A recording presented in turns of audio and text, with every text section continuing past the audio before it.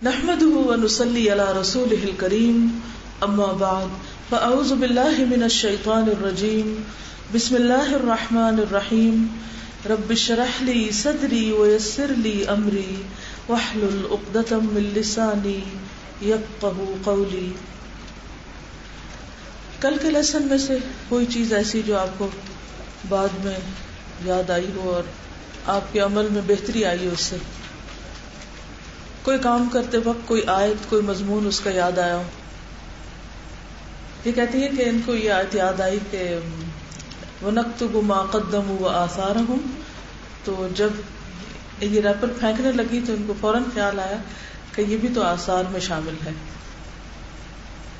ہوتا کیا ہے، لٹر کیوں پھینکا جاتا ہے؟ جب ایک پھینکتا ہے تو دوسرا کہتا ہے پہلے بھی یہاں گند پڑا ہوا تھوڑا اور پھینک دو، تو وہ ہر ایک دوسرے کے لیے نمونہ بنتا جاتا ہے اور نتیجہ کیا ہوتا ہے؟ ماحول پورا آلودہ ہو جاتا ہے. یہ کہتے ہیں کہ انہوں نے کئی لوگوں کو یہ بات بتائی کہ سورۃ یاسین کی وہ فضیلت جو عام طور پر ہم سمجھتے ہیں وہ اس طرح نہیں ہے، اگرچہ قرآن پاک کی اہم صورتوں میں سے مضامین کے اعتبار سے. کہتے جس کو بتایا آرام سے وہ مان گئے. مومن ہوتا ہی ایسا ہے کہ جب اس کو کوئی بات پتہ چلتی ہے تو کہتے ہیں قالوا سمعنا واطعنا. میں جب کل شام کی کلاس میں نیچے اتر رہی تھی تو میں ذرا سٹیپس آہستہ آہستہ لیتی ہوں، تو مجھے ایک دم خیال آیا کہ گنے جا رہے ہیں نا، یعنی گنے جا رہے ہیں کتنے سٹیپ میں اتری. اور اسی طرح جتنی آج تک جب سے بلڈنگ بنی ہے جتنی دفعہ بھی، کیونکہ میرا راستہ یہی ہے، تو جتنی دفعہ بھی میں آئی ہوں وہ سٹیپس میرے علم میں نہیں ہیں، لیکن وہ سب لکھے ہوئے ہیں اللہ کے پاس.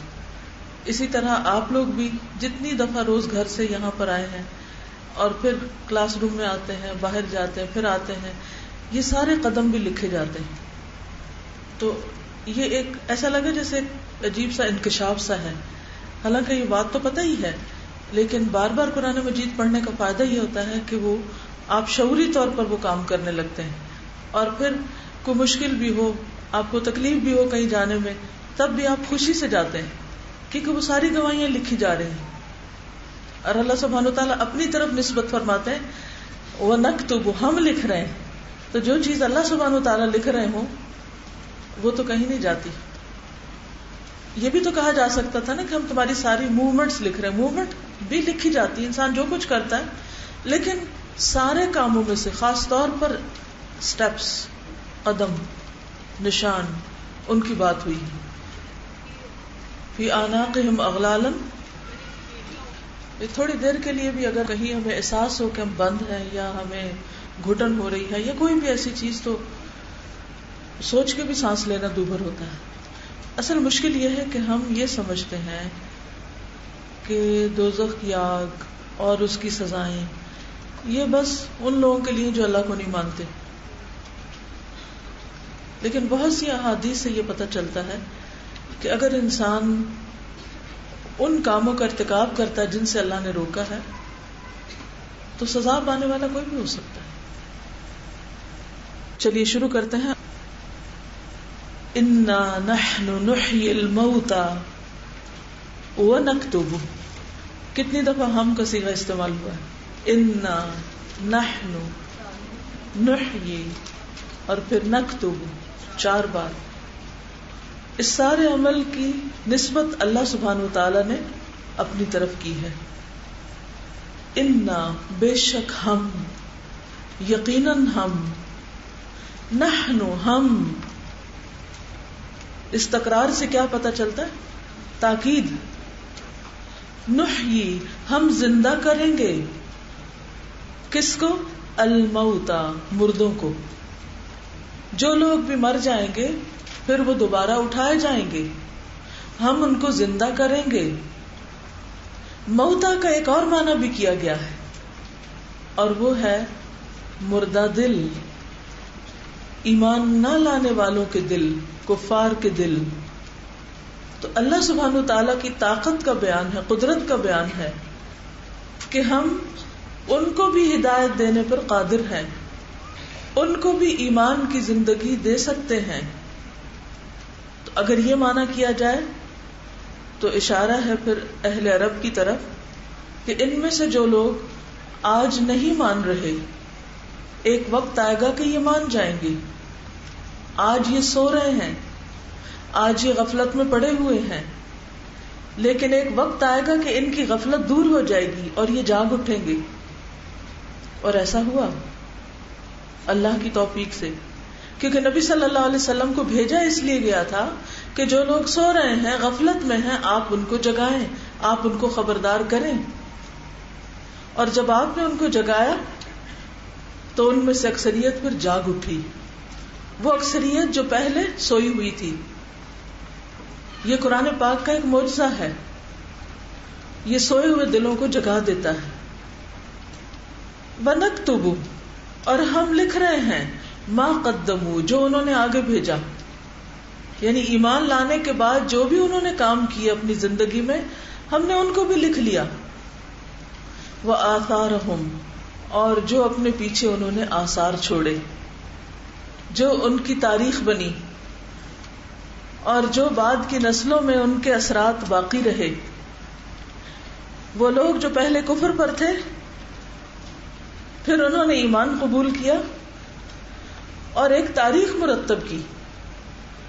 آج آپ دیکھیں کہ ہم جو بھی کوئی کام کرنے لگتے ہیں تو ان کاموں میں کس کو اپنے لیے مثال بناتے ہیں, کن کے آثار پر چلتے ہیں؟ صحابہ کرام.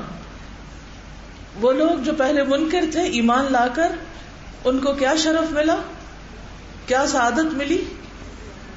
صحابی بننے کی, آپ کے ساتھی بننے کی. اور یہ بہت بڑا اعزاز تھا.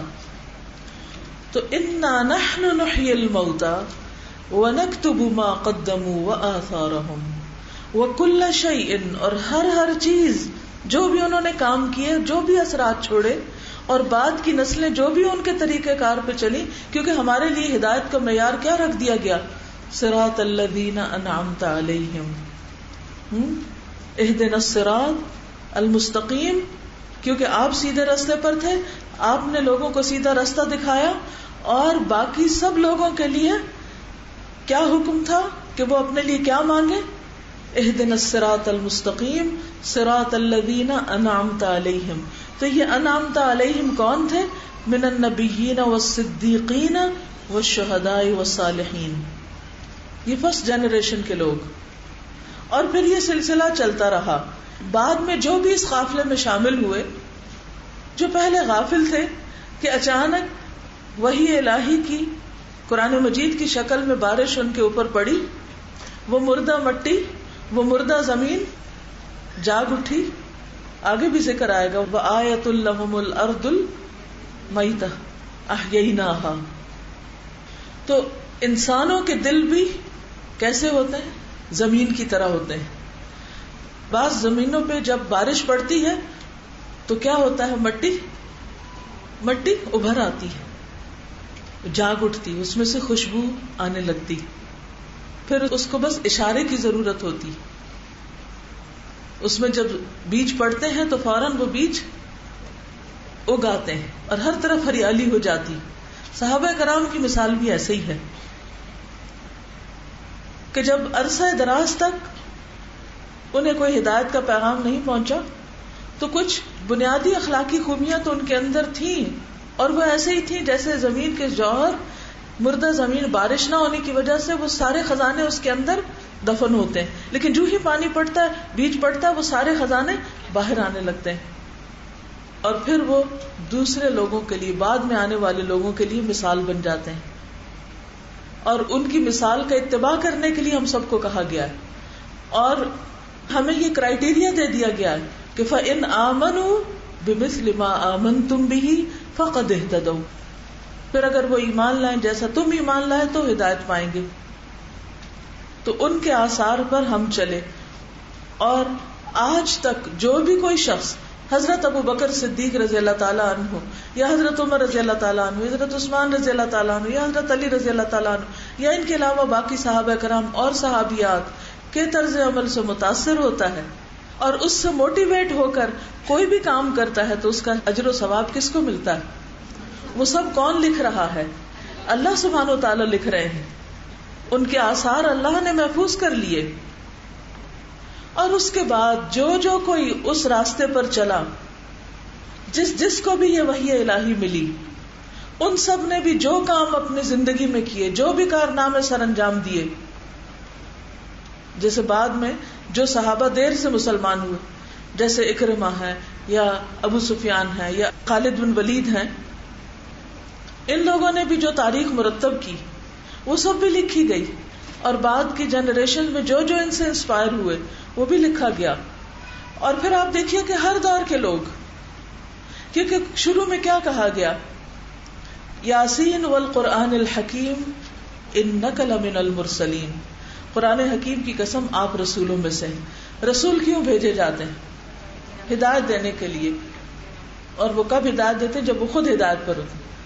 علی صراط مستقیم، آپ سیدھے رستے پر ہیں.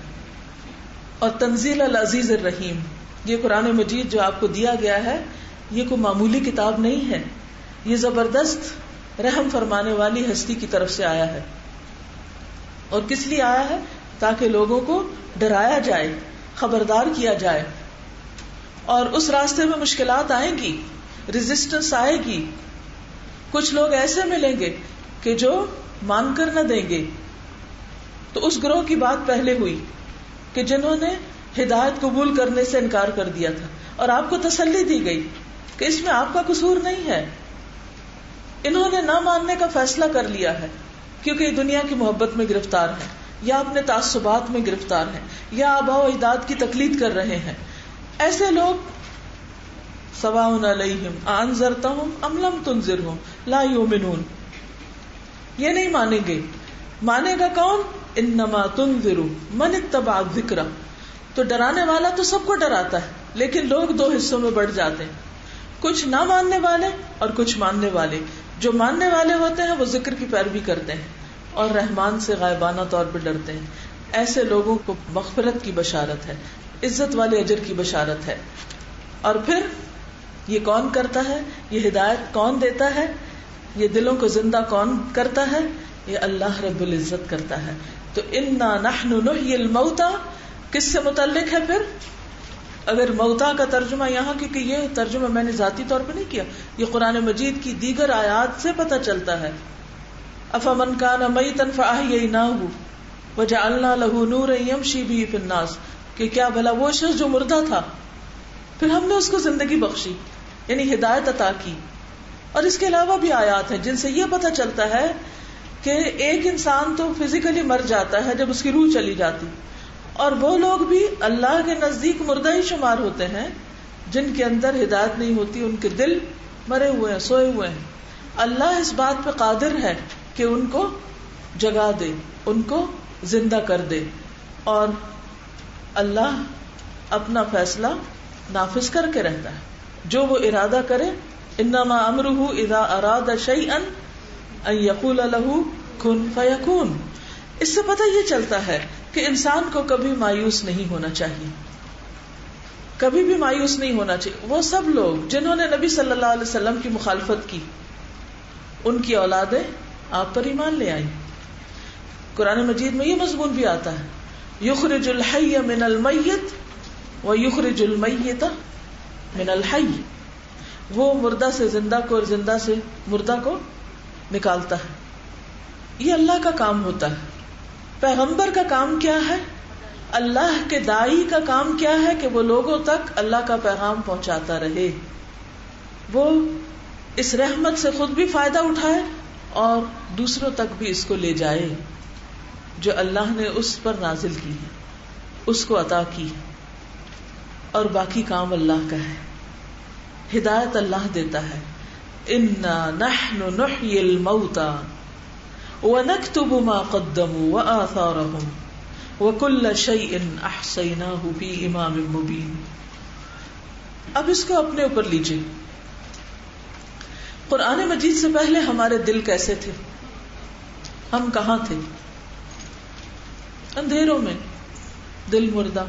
اور دل مردہ کیوں ہوتے ہیں؟ جب ان میں دنیا کی محبت زیادہ آ جاتی، اللہ کی محبت سے دنیا کی محبت بڑھنے لگتی. تو چونکہ دنیا کی محبت دل کے لیے ناقص غذا ہے، دل کو غذا چاہیے ہوتی کام کرنے کے لیے، تو دنیا کی محبت ناقص غذا ہے. ناقص غذا کا کیا مطلب ہے؟ یعنی ایسی غذا جس سے بیمار ہوگا دل. مثلا ہر انسان کا الگ مزاج ہوتا ہے. کسی کو کوئی خوراک فائدہ دیتی, کسی کو کوئی. ہے تو ساری اللہ کی پیدا کی ہوئی, لیکن کچھ لوگوں کو کچھ چیزوں سے اتنی الرجی ہوتی ہے کہ اگر وہ بھول کے کسی طرح کھا لے تو کیا ہوتا ہے. کبھی دیکھا آپ نے کسی کو الرجی کا اٹیک ہوتے ہوئے؟ یہاں تو عام طور پہ کم ہی ہوتا ہے, لیکن باہر مجھے اتفاق ہوا بعض بچے پینٹ سے الرجک ہوتے ہیں یا نٹس سے ہوتے ہیں. صرف اگر وہ کسی بچے سے بھی لے کے کھا لیں تو مرنے لگتے ہیں, پھڑکنے لگتے ہیں, شدید ری ایکشن ہوتا ہے. ایک مرتبہ میں نیو جرسی میں کسی جگہ پر انوائٹڈ تھی, تو سارے لوگ بیٹھے ہوئے تھے, تو گھر والوں نے دعوت کی تھی, تو شرمس کسی کھانے میں تھے. تو ایک خاتون جو اس سے الرجک تھی انہیں پتہ نہیں تھا, تو وہ کہیں انہوں نے کھا لیا, اور کھاتے ہی ان کی حالت اتنی غیر ہوئی کہ ہم سب ڈر گئے کہ پتہ نہیں اب ہونے کیا لگا ان کو ہارٹ اٹیک ہو گیا, یہ کیا ان کے ساتھ گزری ہے. حالانکہ شرمس عام لوگوں کو, جھینگے جو ہیں وہ کوئی ایسا نقصان نہیں دیتے. کئی لوگوں کو دودھ سے الرجی ہوتی, کسی کو کسی چیز, لیکن سب کو نہیں ہوتی. کچھ لوگوں کے لیے وہ چیز ناقص ہوتی. تو جس طرح بعض غذائیں ہمارے بدن کے لیے نقصان دہ ہوتی یا ناقص ہوتی ہیں یا مضر ہوتی, مضر کا مطلب نقصان دہ ہوتی ہیں, اسی طرح دل کے لیے بعض چیزیں موت ہوتی ہیں, اور ان میں سے تمام وہ چیزیں ہیں کہ جو انسان کو اللہ سے دور کرتی ہیں, غافل کرتی ہیں, انسان کے ایمان کی دشمن ہے, یا انسان کے ایمان کو گھن کی طرح کھانے لگتی ہیں. تو پھر ایسے میں کیا ہوتا ہے؟ انسان کے لیے کیا ضروری کہ وہ ان چیزوں سے بچے. تو جب بھی انسان کے اندر دنیا کی محبت, کسی انسان کی محبت, کسی چیز کی محبت اللہ کی محبت سے بڑھ جاتی ہے تو دل بیمار ہو جاتا ہے, دل مرنے لگتا ہے. اب فزیکلی تو اگر ہارٹ ڈیڈ ہو تو انسان کو سروائیو نہیں کرتا نا, مر جاتا ہے. لیکن روحانی طور پر یا ایمانی طور پر اگر ماحول کے اثرات سے دل مردہ ہو تو ان سے مایوس نہ ہو. ان کو ریوائیو کرنے کے لیے کیا دیں, کیا کریں؟ قرآن سنائیں, قرآن ان تک پہنچائیں. اور پھر آپ نے دیکھو گا کہ بعض لوگ قومے میں جا کر بھی جب واپس زندہ ہوتے ہیں تو وہ عام لوگوں سے بھی زیادہ صحت مند ہوتے ہیں اور بڑے بڑے کام کر جاتے ہیں. تو اس سے پتہ یہ چلتا ہے کہ ہمیں کبھی کسی سے مایوس نہیں ہونا, کسی کے بارے میں یہ نہیں سوچنا کہ اس کو تو کبھی ہدایت ملے گی نہیں, یہ تو کبھی سیدھے راستے پہ آ ہی نہیں سکتا. آپ کا کام کیا ہے کہ اپنے پیغمبر کے وارث ہوتے ہوئے ان کے مشن کو آگے بڑھائیں, لوگوں تک اللہ کی کتاب پہنچائیں, اور لوگوں کو ہدایت دینا کس کا ذمہ؟ اللہ کا ذمہ. انا نحن نحیی الموتى ونکتب ما قدموا وآثارهم. اب بات ہم اپنی کر رہے تھے کہ اس قرآن نے ہمارے دلوں کو بھی زندگی بخشی. اب ہمیں دیکھا جا رہا ہے کہ ہم کرتے کیا ہیں. ٹھیک ہے نا, زندگی تو دے دی اللہ نے, نحیی الموتى, جاگ گئے, ونکتب ما قدموا. اب ہم میں سے ہر ایک کے لیے کیا ہو رہا ہے؟ اللہ تعالیٰ کیا لکھ رہے ہیں؟ ہم بولے نا, ہم کیا کرتے ہیں؟ ما قدموا, آگے کیا بھیج رہے ہیں. اب آپ دیکھیے کہ دو چیزیں ہوتی, یا آپ دنیا کے لیے جمع کر رہے ہوتے ہیں یا آپ آگے کے لیے جمع کر رہے ہوتے ہیں, یا آپ یہاں ڈپازٹ کر رہے ہیں یا آپ وہاں ڈپازٹ کر رہے ہیں, یا آپ یہاں کے لیے تھک رہے ہیں یا آپ وہاں کے لیے تھک رہے ہیں, یا آپ یہاں کے لیے کام کر رہے ہیں یا آپ وہاں کے لیے کر رہے ہیں. قدموں کا مطلب آگے بھیج دینا. آگے سے مراد کون سا ہے؟ آگے آخرت. تو کچھ لوگ کام کرتے ہیں کس لیے؟ ان کے دلوں میں یاد ہوتی ہے کس کی؟ اپنے اصلی گھر کی. پیغمبروں کی صفت بیان کی گئی نا, انا اخلصناہم بخالصۃ ذکر الدار. ان کے دلوں میں ہر وقت گھر کی یاد ہوتی ہے, اور گھر کون سا؟ آخرت کا. امام احمد سے جب کوئی پوچھتا تھا نا کہ آپ آرام نہیں کرتے, تو کہتے تھے کہ وہاں چل کے کریں گے, آرام کی جگہ تو وہ ہے. یہ تو کام کی جگہ. تو جو وہاں آرام کرنا چاہتا وہ یہاں کام کرتا ہے. کسی کے بارے میں پڑھ رہی تھی کہ ایک ماں، ایک خاتون اپنے بچے کو جگا رہی تھی نا، تو کسی نے پاس سے دیکھ کے کہا کہ تم اسے آرام کرنے دو. کہا اسی لیے تو جگا رہی ہوں کہ یہ کل آرام کر سکے. آج اگر سویا رہا تو کل آرام نہیں کر سکے گا. تو کل کے آرام کے لیے، آگے کے آرام کے لیے آج تھکنا اور آج کام کرنا بے حد ضروری ہے. اور یہ ہم سب کے لیے. کبھی سیلف پٹی کا شکار نہ ہو کہ مجھ میں تو بہت زیادہ کام ہے اور میں تو بس مری گئی ہوں کام کر کر کے، اور میں تو اب تھک گئی ہوں پڑھ پڑھ کے. نیور. ہر وقت یہ سوچا ابھی تو کچھ کیا ہی نہیں، ابھی تو بہت کچھ رہتا ہے، ابھی تو بہت کچھ کرنا ہے. تو ہر وقت اس چیز کی ہرس اندر ہونی چاہیے، کیونکہ جنت بہت مہنگی ہے. دنیا کا گھر بھی خریدنا ہو تو انسان فکر کرتا ہے اور کہتا ہے کہ اچھا کچھ کام کر لوں کہ میں کچھ حاصل کر سکوں. تو جنت تو بہت مہنگی جگہ ہے، اس کے لیے تو بہت کام کی ضرورت ہے. اور پھر اس میں بھی اللہ سبحانہ و تعالیٰ کوالٹی کی چیزیں چنیں گے. یہ نہیں کہ جو کچھ ہم نے آگے بھیج دیا وہ سارا ہی چل جائے گا سکہ.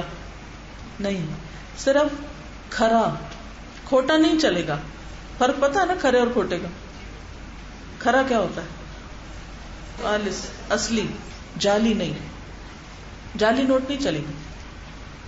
جو لوگ جعلی نوٹ دیتے ہیں ان کے ساتھ کیا ہوتا ہے؟ پکڑے جاتے ہیں. کوئی سزا ہے ان کی؟ ان کا انجام ویسا ہی ہوتا ہے. تو جو کچھ آپ آگے بھیج رہے ہیں، پہلے تو ذرا سارٹنگ کریں کیا کیا بھیجتے. صبح سے اب تک کیا بھیجا ہے؟ ہر روز اپنے آپ سے پوچھا کریں آج کیا بھیجا ہے، آج کیا ڈپازٹ کرا ہے، آج کیا جمع کیا ہے.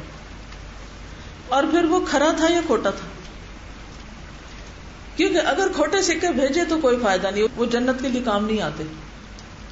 کھرے سکے وہ ہیں جو صرف اور صرف اللہ کے لیے آپ نے کمائے، وہ کام جو صرف اللہ کے لیے کیے ہیں، جس میں اور کوئی چیز شامل نہیں، کسی اور سے جزا کی توقع نہیں، کسی سے تعریف کی توقع نہیں. تو اس سے کیا ہوگا؟ ما قدموا میں وہ چند بھی ہوئے نا، تھوڑے بھی ہو تو کام آ جائیں گے. اور جعلی بہت سے بھی ہوئے جو بظاہر دیکھنے میں تو نوٹ ہی لگتے ہیں لیکن وہ الٹا وبال جان ہوتے ہیں. تو چونکہ اللہ سبحانہ و تعالیٰ لکھ رہے ہیں اور اللہ دلوں کے حال بھی جانتے ہیں، تو وَنَكْتُبُ مَا قَدَّمُوا، اور وہ لکھا بھی جا رہا ہے، ایک ایک چیز نوٹ ہو رہی ہے. اس میں آپ دیکھیے کہ ہماری نمازیں بھی ہیں.